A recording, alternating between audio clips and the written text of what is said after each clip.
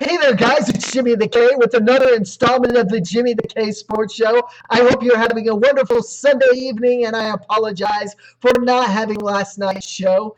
And in the meantime, did not want to leave you hanging for another week, and knowing possibly that in another week I may not have a show, or the computer could die, the excuse may be. I don't do well with excuses. I know you as fans don't do well with excuses. So we'll just say that's that. This is Sunday night. I'm your host, Jimmy the K. What do you want to talk to me about? Send your questions via chat here on Ustream. You have a menu there where you can send your chats.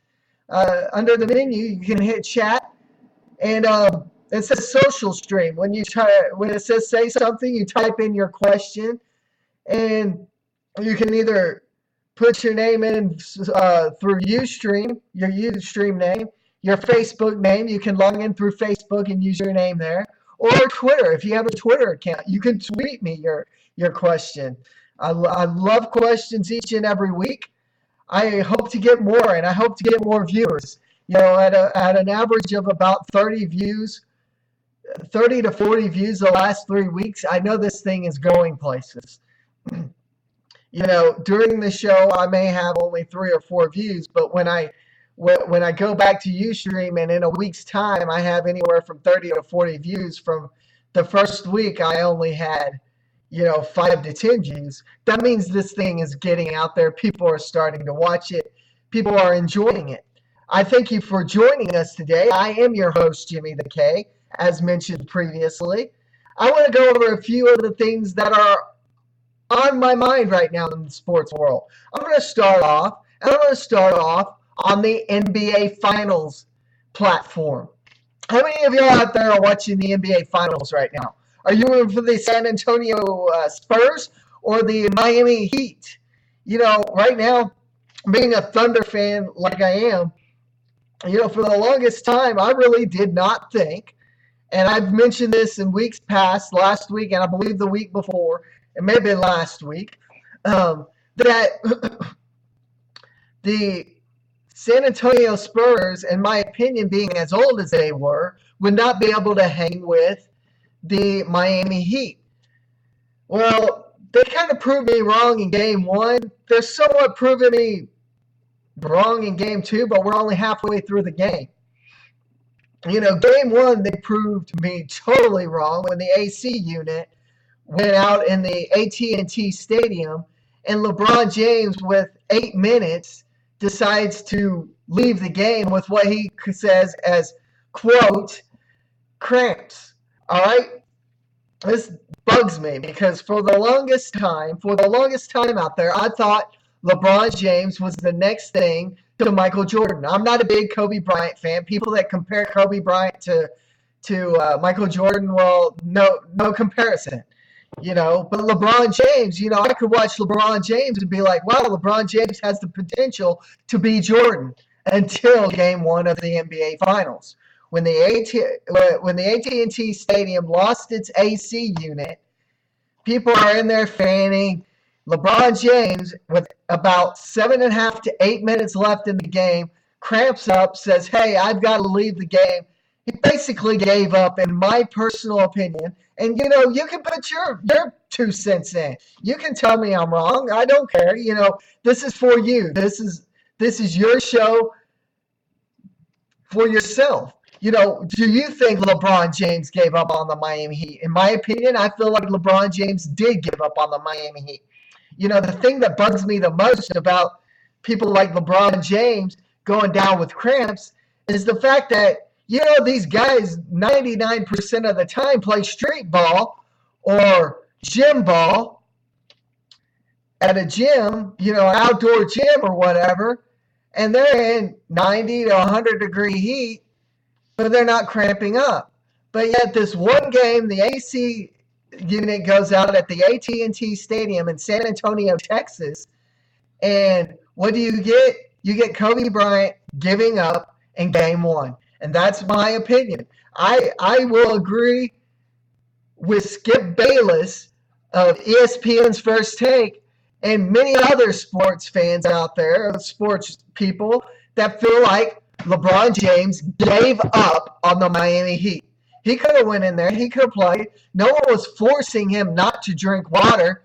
No one was pushing the water away from him. If it's that hot in there, you drink enough water, you drink enough Gatorade, Powerade, whatever that drink is of choice for your team, and you get out there, you hot butt, and you do what it takes to get your team back into that game. LeBron James did not.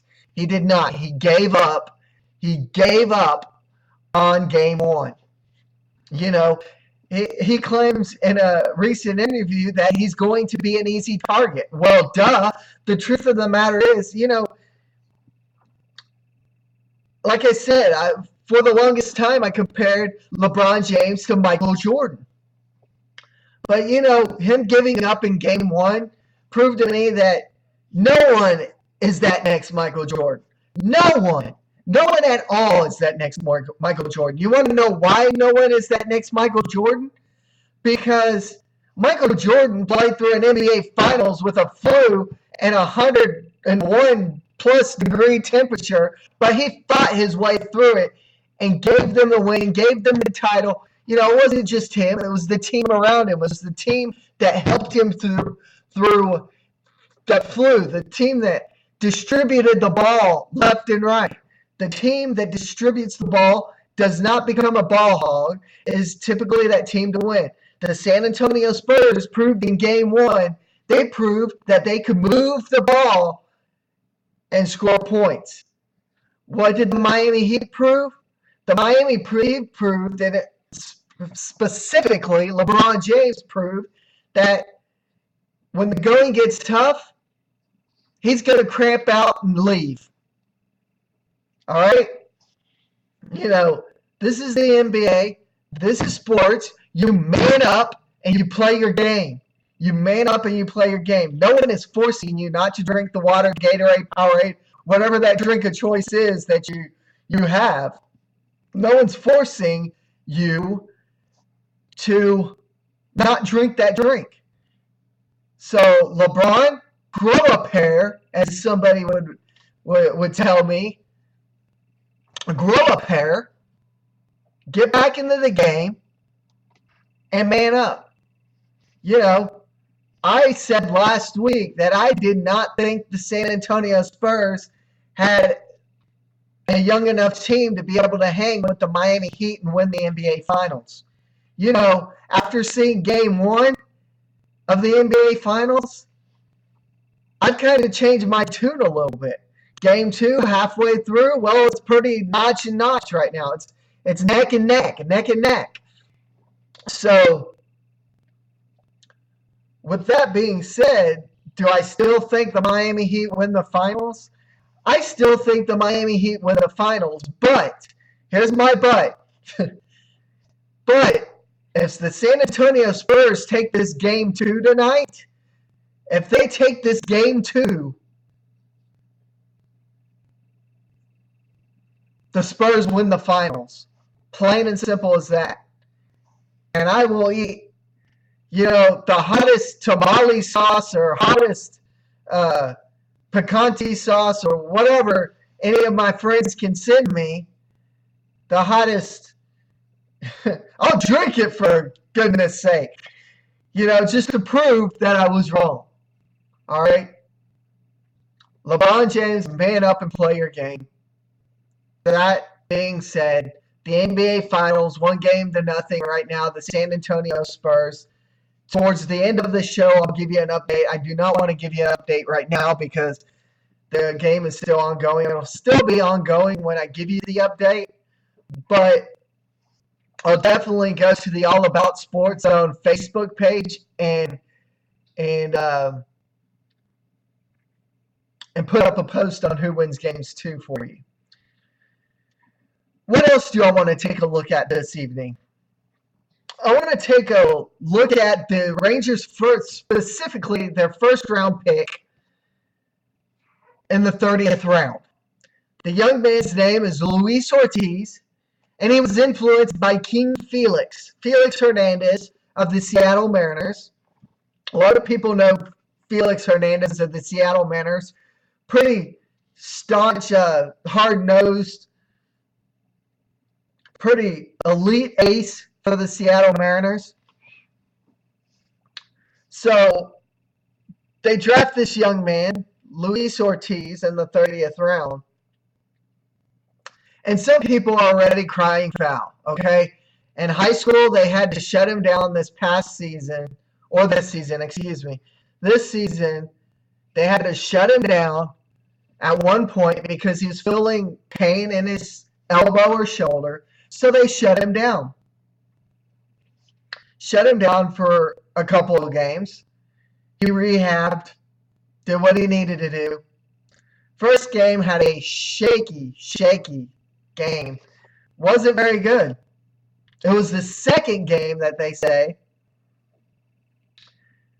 that the eyes of scouts were upon this young man.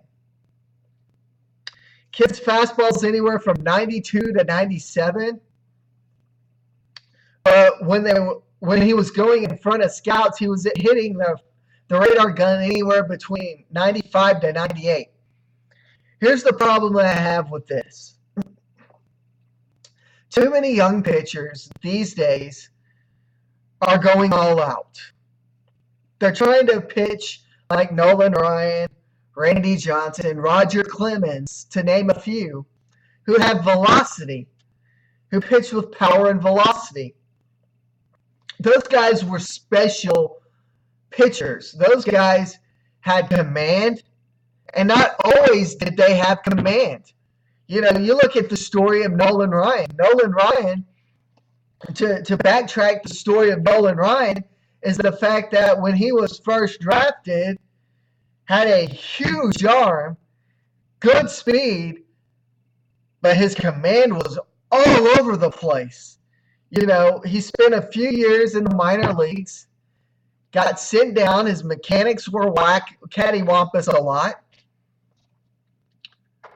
And when he got sent down, 2 or 3 years in a row after this happened, he calls Reese, or not Reese, his wife, and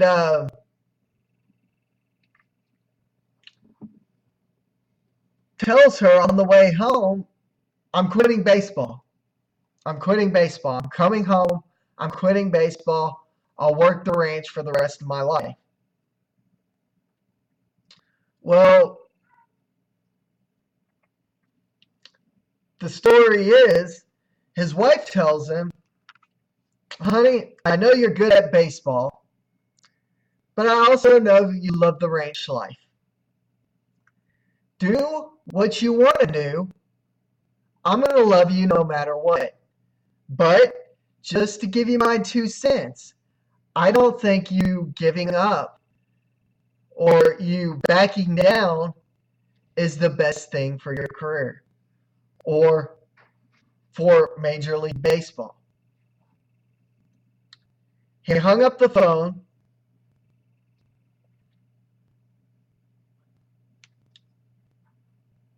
And turned around, drove back to camp, determined to make a change. Why was he determined to make a change? Because his mechanics were cattywampus. Cattywampus is a big word, isn't it?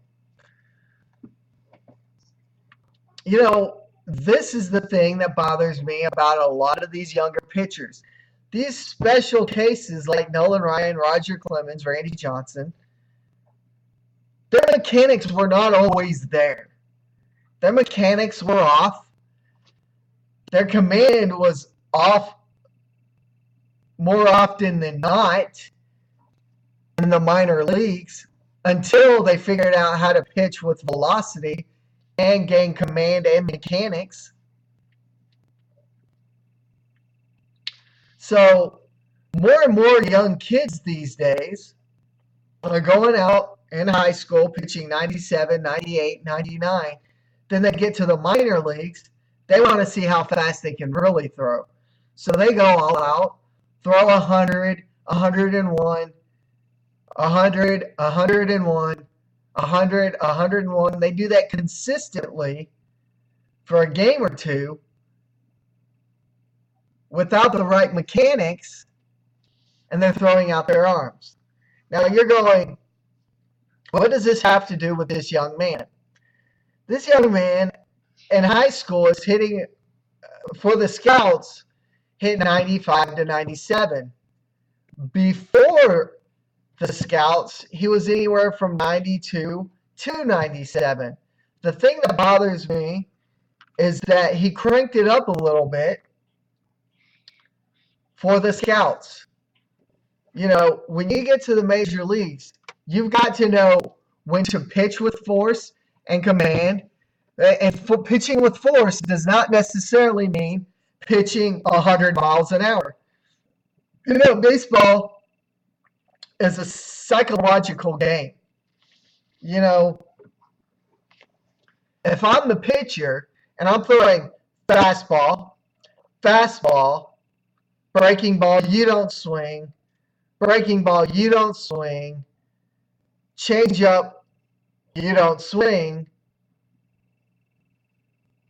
am I going to throw another fastball down the middle of the plate?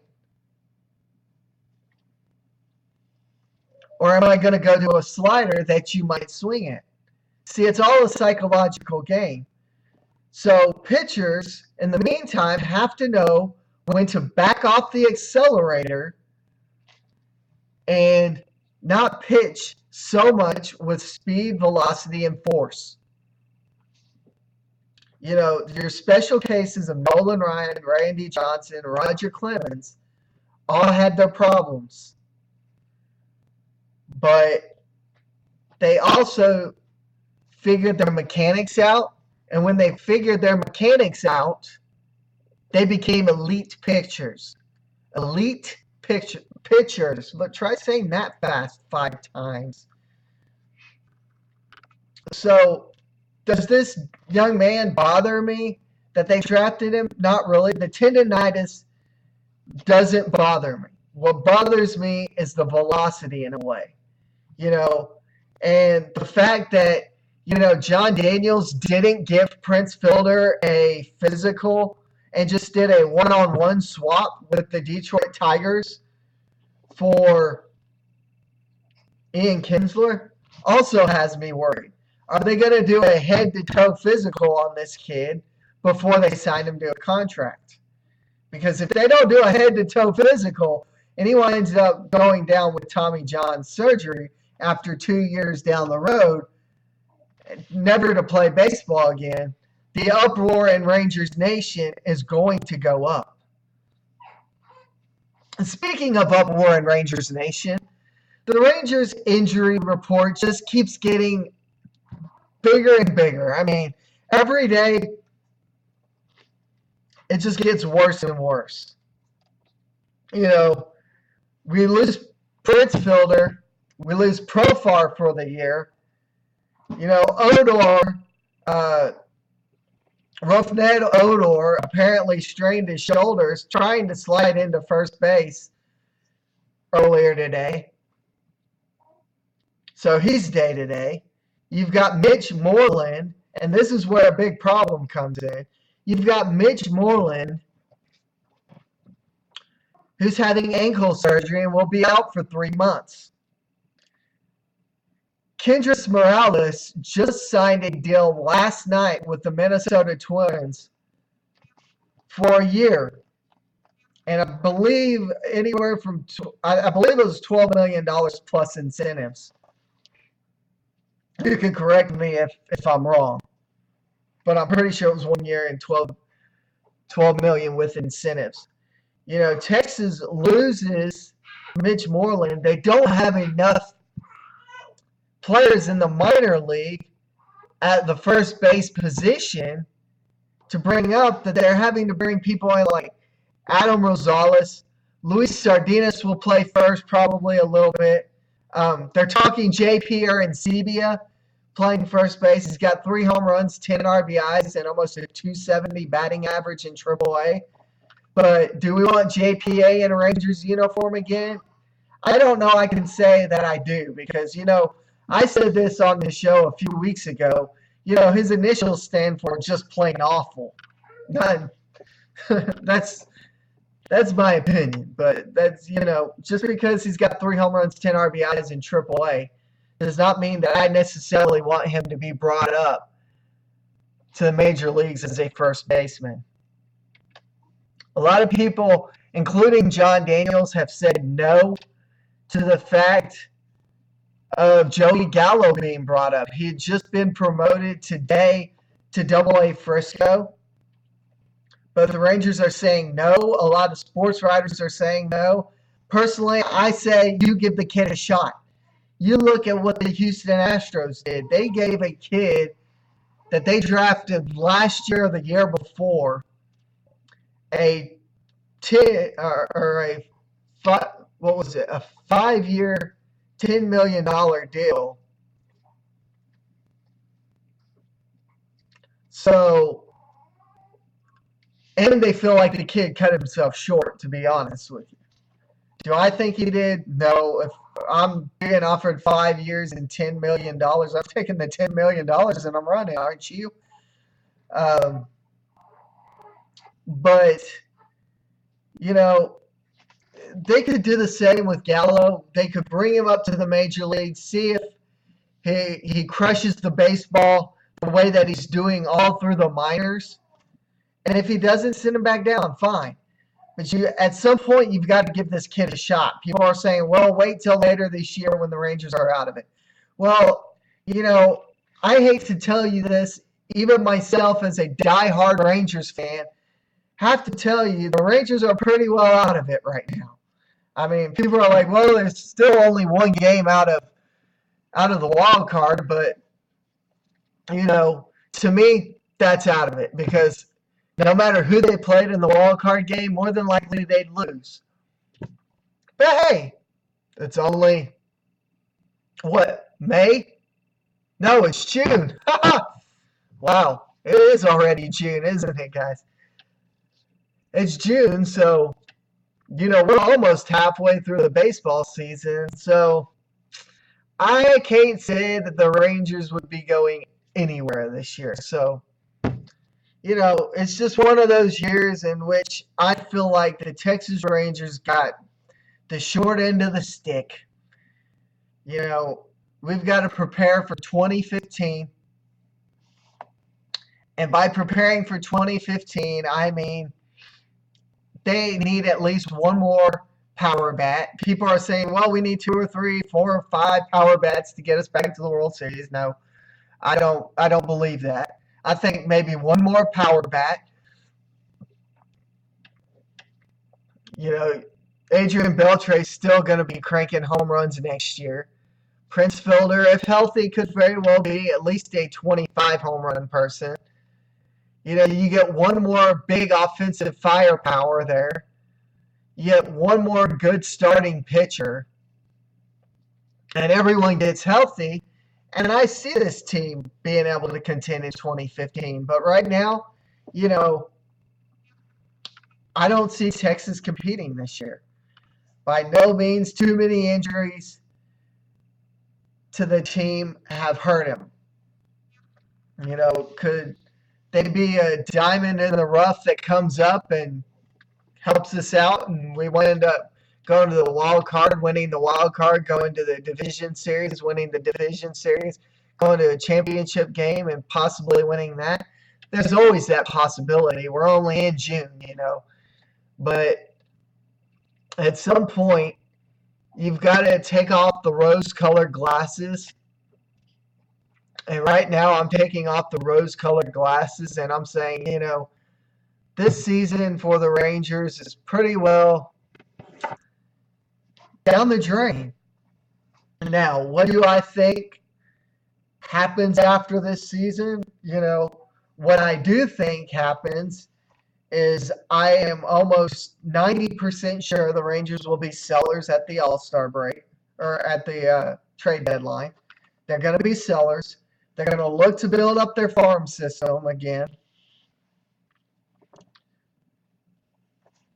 and hope that in a year or two they can get themselves back into a World Series potentially, hopefully an ALCS with the Houston Astros. That's the greatest thing about having the Houston Astros in the American League now is the fact that you can now have a Rangers Astros championship series, which would be totally awesome. How many of y'all would like that? I would love that, to be quite honest with you. An all Texas ALCS. That would be just awesome. But I do see the Rangers becoming sellers at the trade deadline. What else do I see? I do see, if something doesn't change, I do see front office. I do see management and front office changes. I've been a huge fan of Ron Washington for the longest time, and I do think Ron Washington, no matter what, can get these guys to play. But I do think if Texas does not make the playoffs this year, and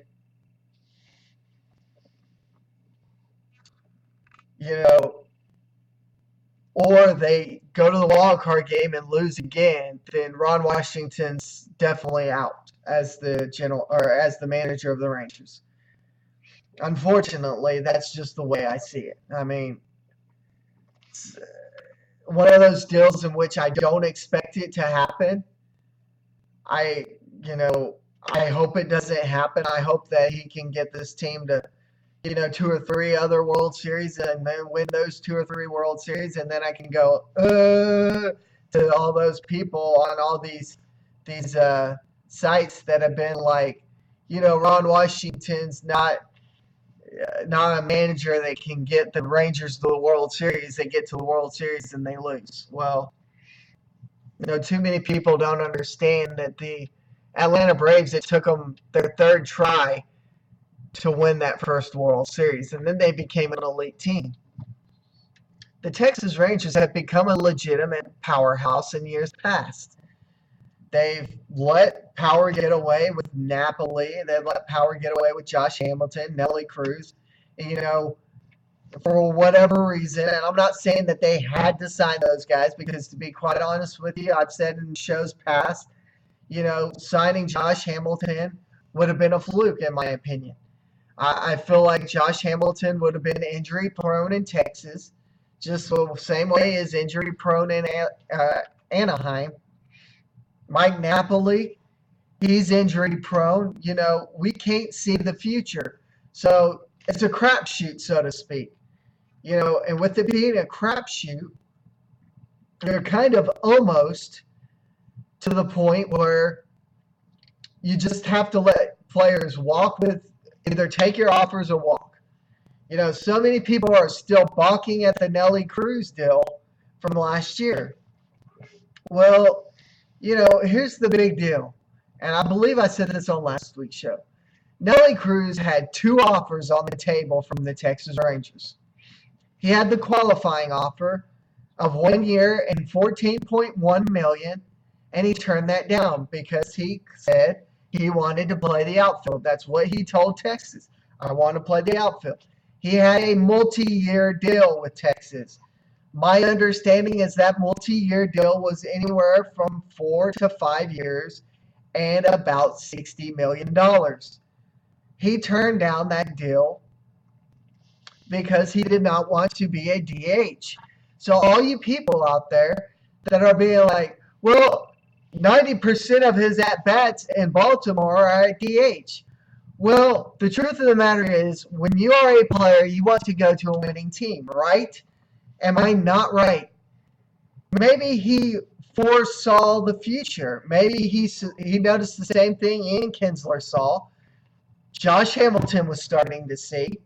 Napoli was starting to see that this team was being manhandled by John Daniels, and by being manhandled, legitimately forcing Nolan Ryan out of the president's seat.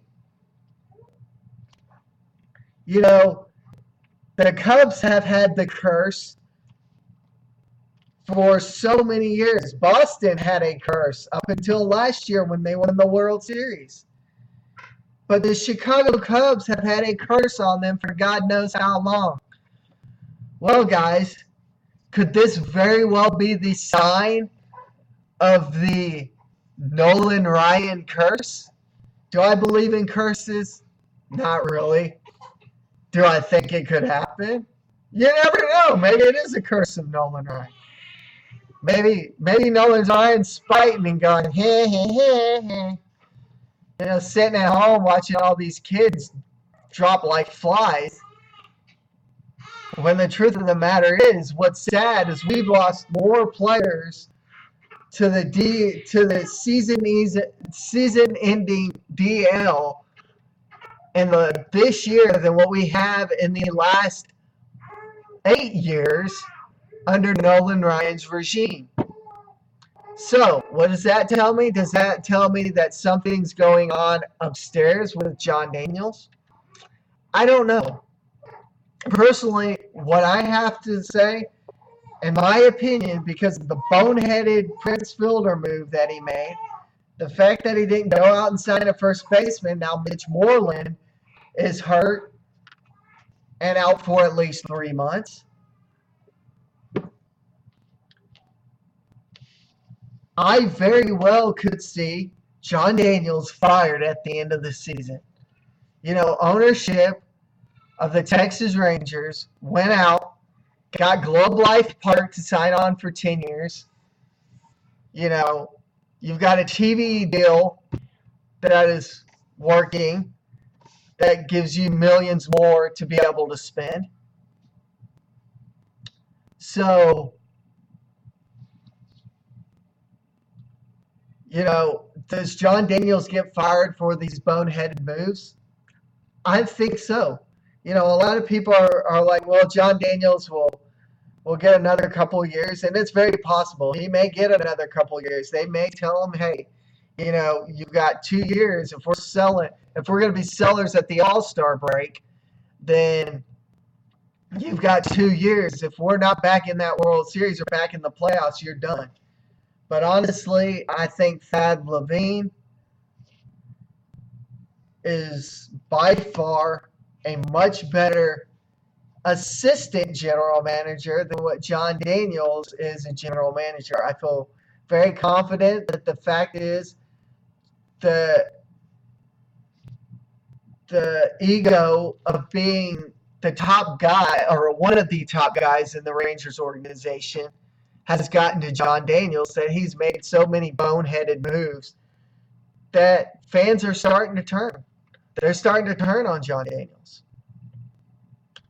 I will not blame these injuries on Ron Washington or anybody else because they're not out there playing. But what I can blame is Jon Daniels for not doing a thorough physical on Prince Fielder when the Rangers knew he was in a decline last year. Fans of Detroit knew that he was in a decline. Any baseball fan out there knew Prince Fielder's numbers were on the decline. Typically, when players' numbers are on the decline, it means one of two things. They're out of their prime. Prince Fielder is pretty well out of his prime because for a major league hitter, a prime is anywhere between 29 to 31 years old. Prince Fielder is out of his prime. Typically, the prime for a major league hitter is 29 years old, though. But Prince Fielder's out of his prime. Okay, so that could be a reason for his decline. Or maybe an injury. Maybe he's not telling us something. But after the fact, he tells the Rangers that he's been feeling this for over a year. Okay? So, has Prince Fielder screwed the Rangers? Has Dave Dombrowski, I hope I'm pronouncing that right, of the Detroit Tigers, has he screwed the Texas Rangers? Oh, yeah, and he knows it. And that bugs the fire out of me. If you're a Rangers fan or a sports fan in general, if your manager does something like that, it bugs the fire out of you unless you're on the good end of it. if you're a Detroit fan, you're surely not balking right now because Kinsler's not hurt and he's playing good baseball in Detroit. So, that being said, hashtag not our year, Texas Rangers. What else? Hey, do you know Johnny Manziel was drafted by the San Diego Padres? He was in the 8th round, I believe, 857th pick. 857th. Johnny Football could very well become Johnny Baseball. I doubt it. Okay, speaking of Johnny Manziel, I'm going to get on my soapbox again. Johnny Manziel, for the last 2 weeks, ever since being drafted, there have been pictures, one of him in Vegas with Rob Gronkowski having a few beers with some girls hanging around him. Gets out, back to his partying ways, was some of the headlines. Then it just come out 2 or 3 days ago that apparently he was in Austin, Texas, getting his party on, having a few beers, getting pictures with the ladies doing money sign with him. This is the problem with Johnny Football. Johnny Football is one of those kids that is going to be in the public eye no matter what. He's going to be scrutinized by sports people all over the world, including myself. But he's going to have to prove us wrong. But what does this partying tell me about Johnny Manziel? It tells me that he's not serious about football. Because a player that is serious about playing football is a player that is the last one to leave the practice field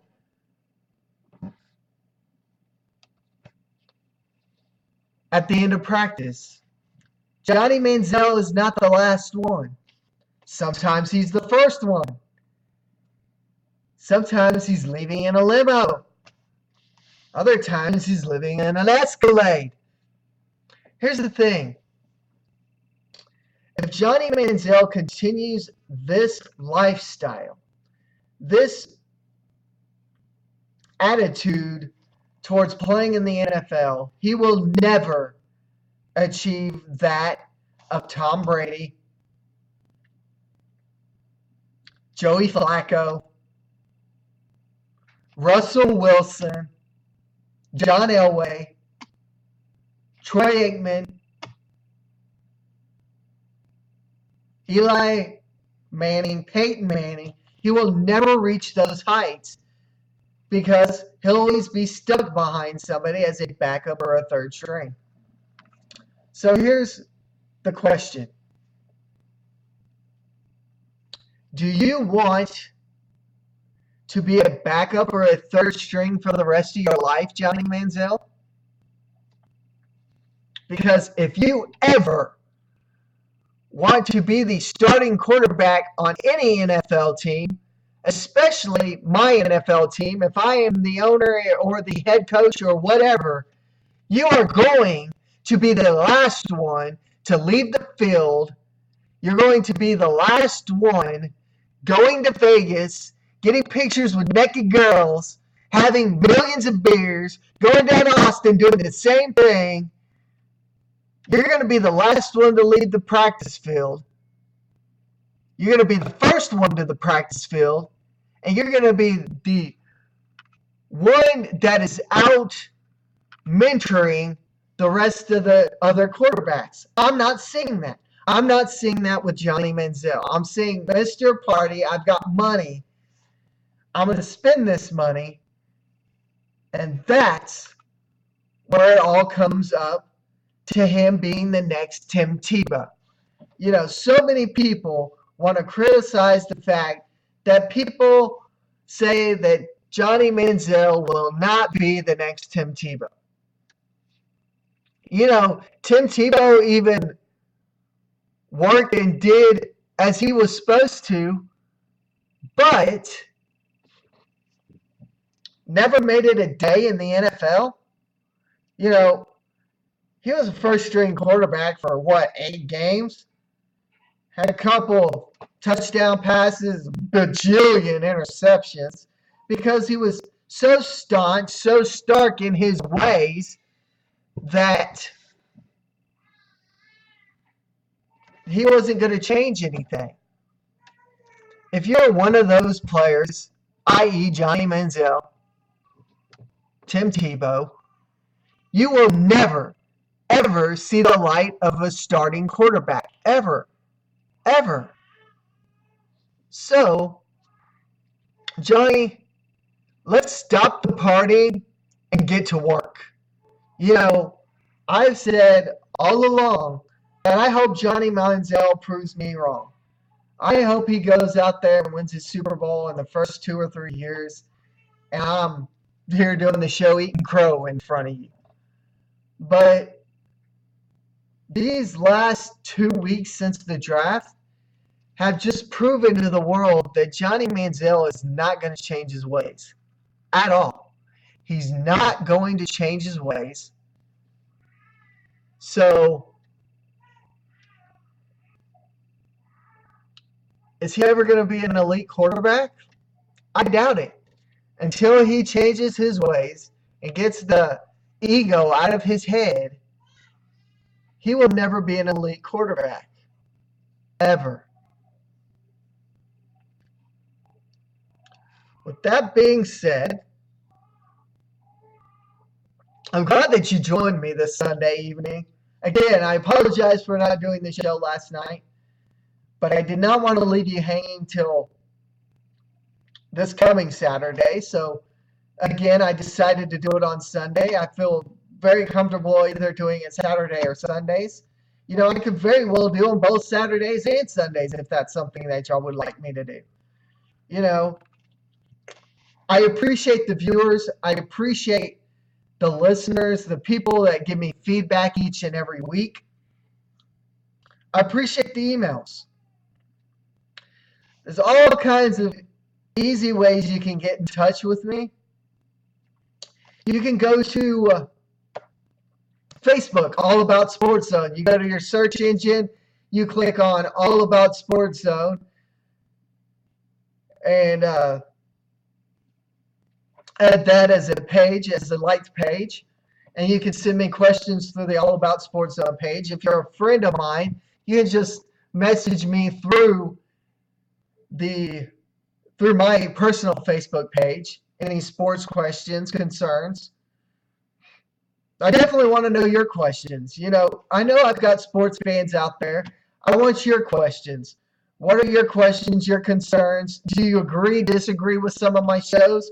If you agree or disagree with me, if you disagree with me, tell me how you disagree with me, and you know, we can see eye to eye or agree to disagree, so to speak. But you are my fans. You are the people that watch each and every week. You are the people that make this show possible. And with continued viewers and continued numbers going up in viewing, I'm going to continue to do this. The show will continue to get better. And again, as I've mentioned in weeks past, eventually we'll have an introduction, we'll have an outro, we'll have everything, you know, and then some to make this even better. You know, at some point I would definitely love to do a Google's Hangout show, a Google's Hangout in which, you know, me and a sports friend could definitely do a show if they have a webcam. That would definitely be something great that we could talk about. You can also email me at allaboutsportszone@gmail.com. That's another way you can get in touch with me. You know, if that's a way that you think that is something that you might like to do. You send me a message, be like, hey, I would love to be a part of your show. I'd love to Google's hang out with you. And, you know, the two of us do the show, and bam, you know, we have a show much like, you know, ESPN's First Take or, you know, other shows like that, shows that get people's attention. You can like us at Twitter at JimmyKersey1. Remember, I'm on each and every Saturday night, 9 p.m. Central Daylight Time. I am your host. I am Jimmy the K. I thank you for viewing this Sunday, June 8th. I hope to see you this Saturday, 9 p.m. Central Daylight Time. Until then, email, Facebook chat me, or send your questions to my allaboutsportszone at gmail.com. Until Saturday, I'm Jimmy the K. Peace out. And thanks for viewing.